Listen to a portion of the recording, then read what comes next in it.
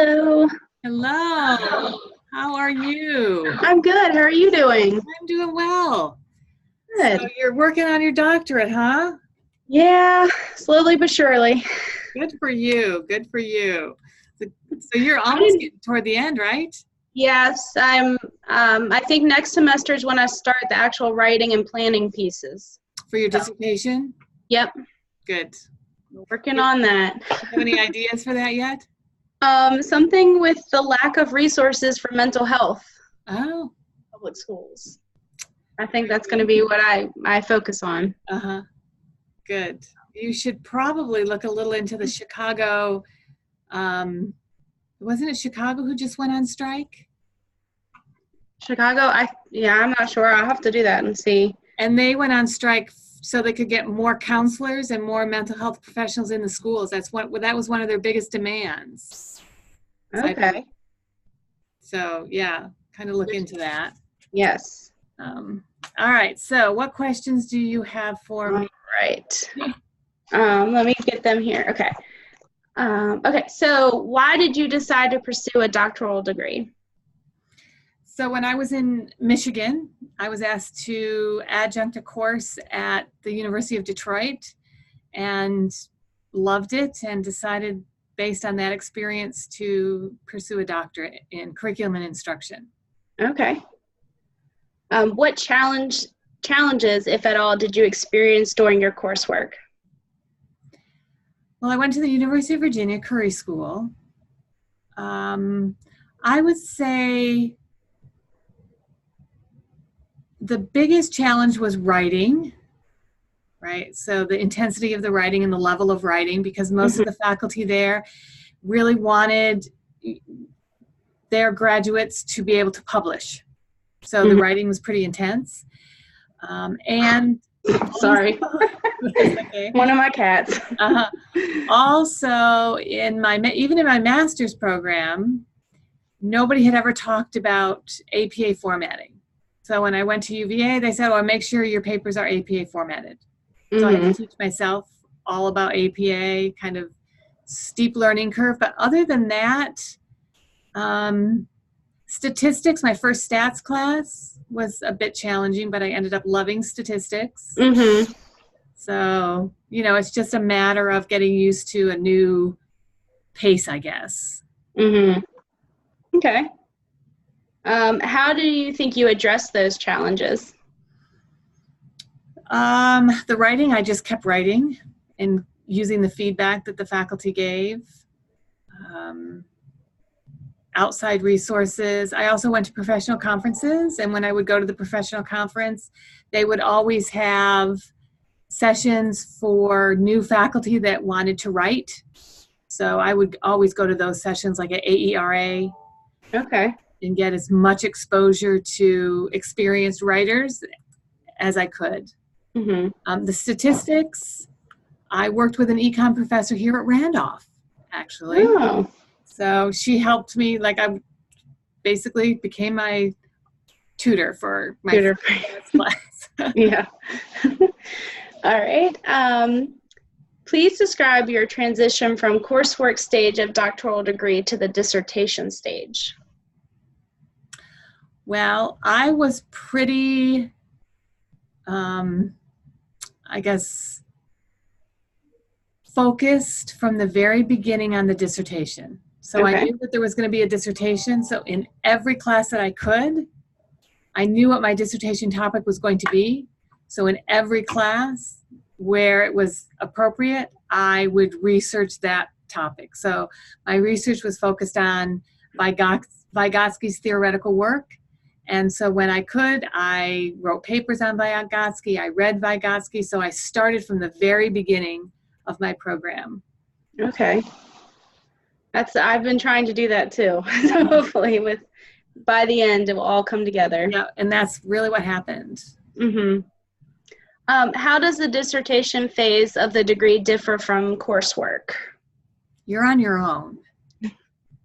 So at UVA, we did have a research cohort. So we would get together once a week and talk about our research with a faculty member, but you have to really be able to um, be very methodical and very organized and not procrastinate. Mm-hmm. And chunking the material, by chapter, so that by the end you've got your chapters written. But it takes a lot of self-discipline to get through the dissertation. There's a lot of people that get to the dissertation phase that never finish. Mm-hmm. I've seen that. Okay. How did you select your dissertation topic and method? So as a teacher, we studied Piaget a lot in my master's degree program. And in the back of my mind, I always thought there's something missing from this theory. It doesn't quite click. And so I started searching through other theoretical works that kind of extended Piaget. I didn't agree that it's so much in the stage theory itself that development drove learning.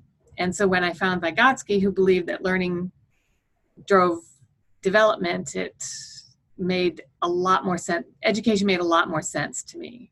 Okay. What advice do you have for a doctoral student with regard to choosing a topic and a method? Find something you're passionate about. So my dissertation was a very complex project. It took me 2 years to collect the data and write up the results.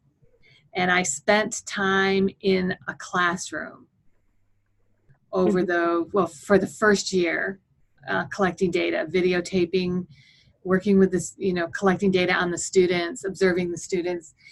And so it really has to be something that you're passionate about, because you're going to hit a wall eventually a little bit, and you need to just keep grinding away at that. So if you're really, really interested in it and you think it's important to the field of education and you're making a contribution, that does help a lot.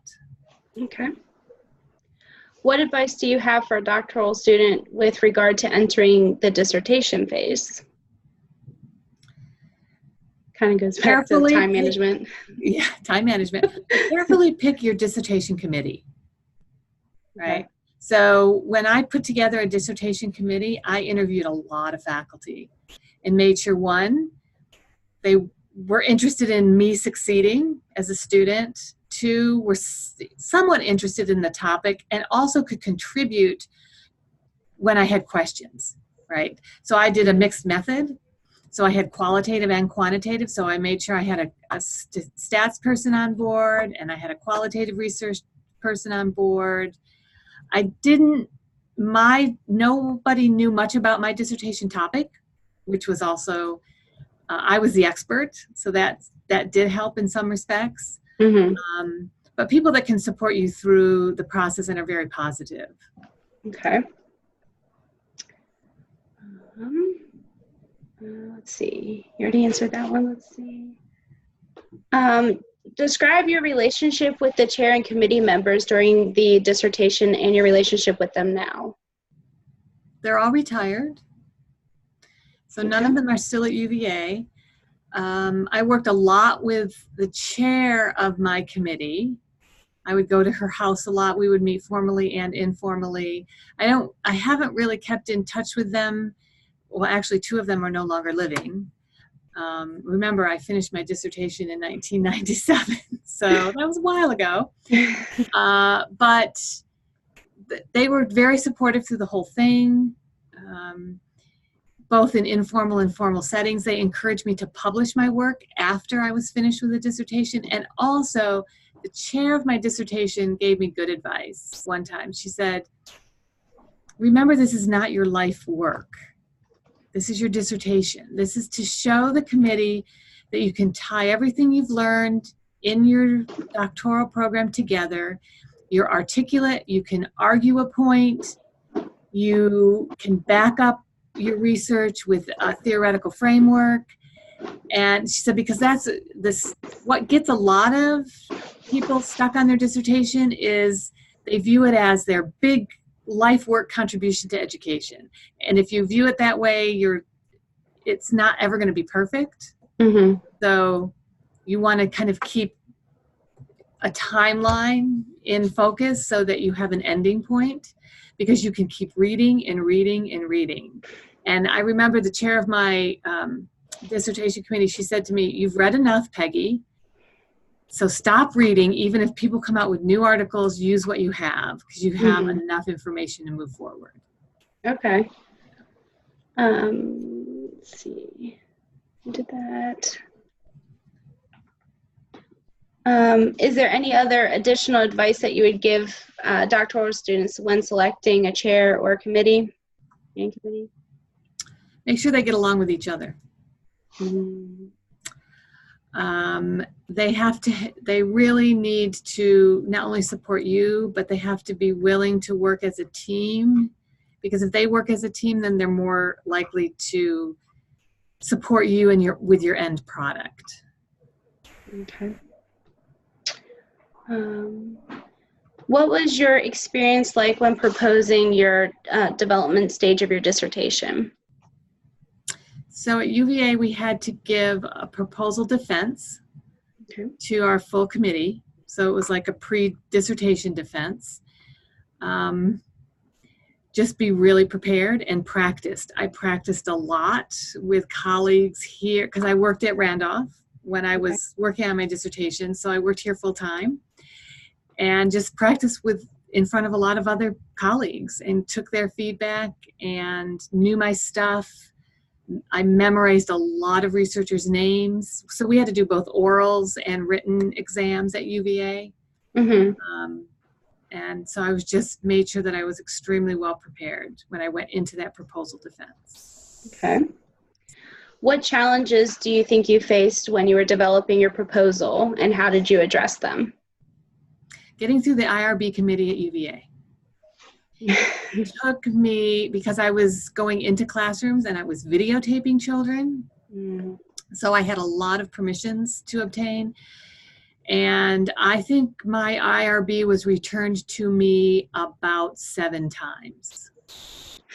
And they were asking for additions, for clarifications, for written permission from parents, from superintendents to teachers and principals. So getting through the IRB proposal was very challenging, because at UVA they have a very rigorous, strict IRB. Okay. How was your experience with collecting and analyzing your data? So I had videotapes I had to transcribe. I did not have a transcription machine. So I did all of that by hand. We didn't have YouTube where you could download it and use closed captions. So that took a lot more time than I had anticipated. Okay. The statistical analysis was not difficult. That chapter was pretty easy to write. It was probably the qualitative chapter that was the most challenging piece. Just getting all of that data and making sure that I had triangulated the data, that I could back up the data from different perspectives to support my findings. Okay. What advice do you have with regard to preparing for data collection and analysis? Take really good field notes and save everything in 3 different places. I had my dissertation on a hard drive, the hard drive server here at Randolph, which crashed. Oh. Luckily, they were able to retrieve it, but luckily I had it saved, at that time, on a floppy disk. But I had copies on floppy disks, I had copies on hard drives, and I had a paper copy. And I had a paper copy saved at my house, and I had a paper copy saved in my car in case my house caught on fire or if somebody crashed my car. I would still have a backup. So you want to have 3 or 4 backup resources, and you want to make sure you date everything so you can keep track of what was your latest version. Okay. But just those backup copies, because you're stressed enough getting to that final, your final proposal defense and turning that paper in. You want to make sure, if anything could happen, a flood, and you'll hear from other students that had things happen to them, right? Their papers were lost, or they had a fire in their house, and those kinds of things. So just backup is really important. Okay. Please describe how you prepared for your final defense. Again, I practiced a lot. Mm-hmm. I went in and talked with the chair of my committee a lot and flew ideas past her. Like, all right, if these are the points I'm going to present, and then we would kind of walk through those points, keeping the time limit, anticipating questions that might be asked by the committee, meeting with committee members throughout, so up to the final defense, so that if they have questions, you can kind of anticipate those questions previous to the dissertation defense. I took a friend with me to UVA when I defended. So I had emotional support. Okay.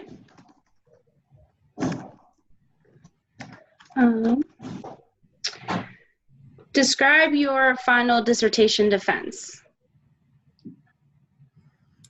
It went really smoothly. I was well prepared. Okay. Of course, I was the expert on the subject, and they asked good questions. I could answer all of their questions. They were interested in the topic. My committee was very engaged. I think because I was well prepared, it went very smoothly. I think the defense was over in 20 minutes. All right. Or 30 minutes, maybe.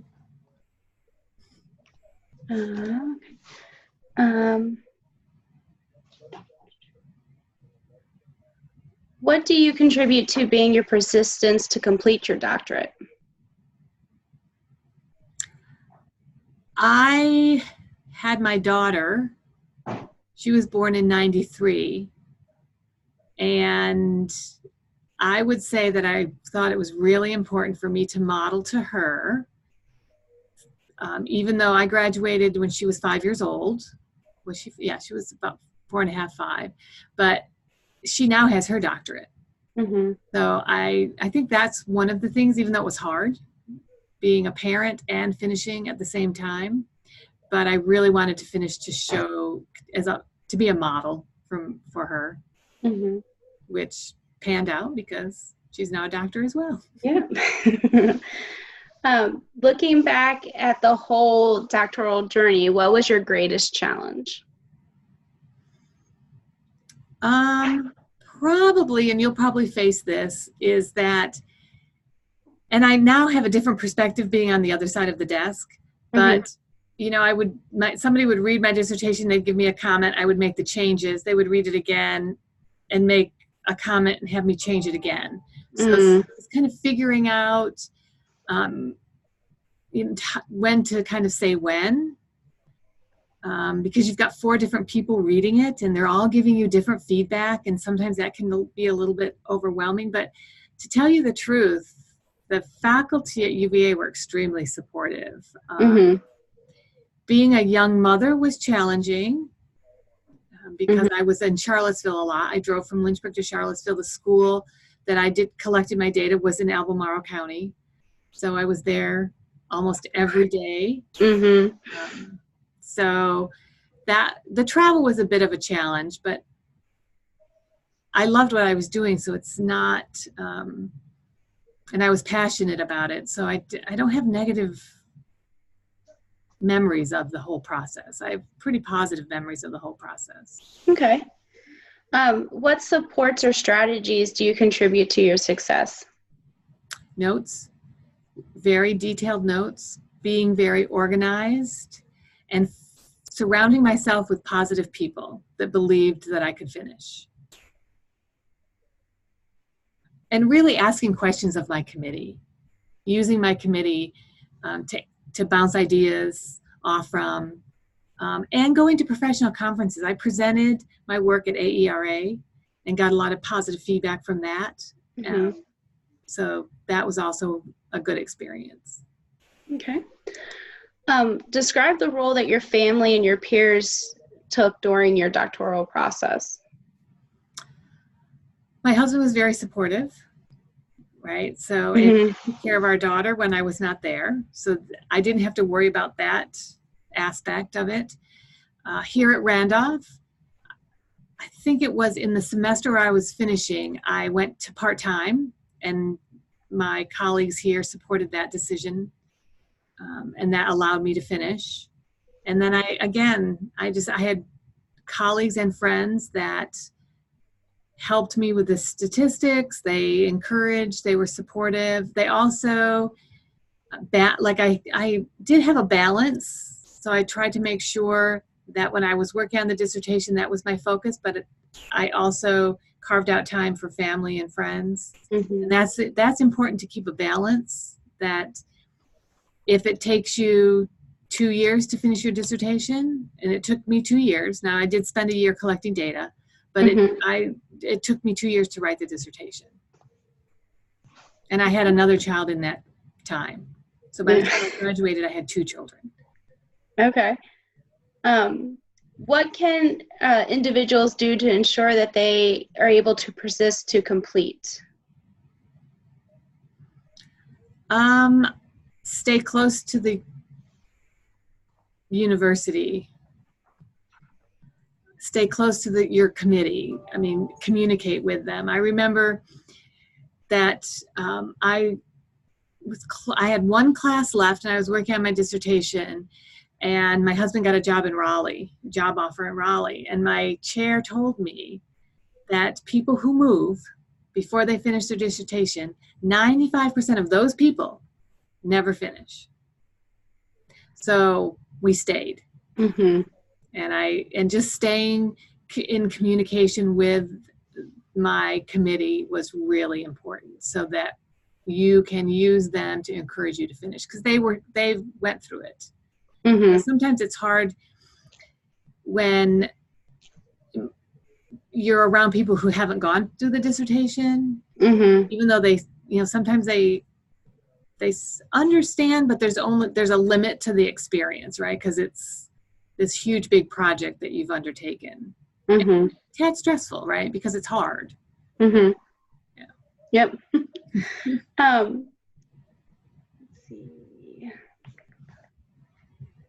What are any other final words of advice that you have for individuals completing their doctoral degree and their coursework and their dissertation, all of that? Keep your goals in mind, right? So you have a long-term goal. Mm-hmm. And I think if you keep that in mind, and the benefits of having your doctorate and what your ultimate goals are, that does help you stay focused and does help you keep organized, and to give yourself a pep talk when you feel like ending, stopping. Also thinking about the time, energy, and money you've spent in the last piece is the dissertation. A lot of people get worried about writing. Somebody gave me good advice. They said, write 1,000 words a day if you can. Mm-hmm. If you can do that, you'll be very surprised at how far you get. And so I tried to do that, to at least write between 700 and 1,000 words a day on my dissertation, or analyze data for a couple hours. Mm-hmm. Write that up. So kind of chunking it really does help. Okay. Is there anything else that you would like to add about this topic, or? Just use your support system. Okay. I think that we need really good people to teach in our programs. I'm assuming you want to teach at the college level, your film and instruction. Mm-hmm. So you kind of keep that in mind. I think sometimes in education that people that go for their doctorates are passionate about making improvements in our educational system. Mm-hmm. And that does help. That kind of drives, the goals, drives you towards your goals and things like that. Mm-hmm. So, because you do get tired, especially, you've got a family. And, being able to work all that out. Yeah. So what was your the title, was it an EDD or a PhD? EDD.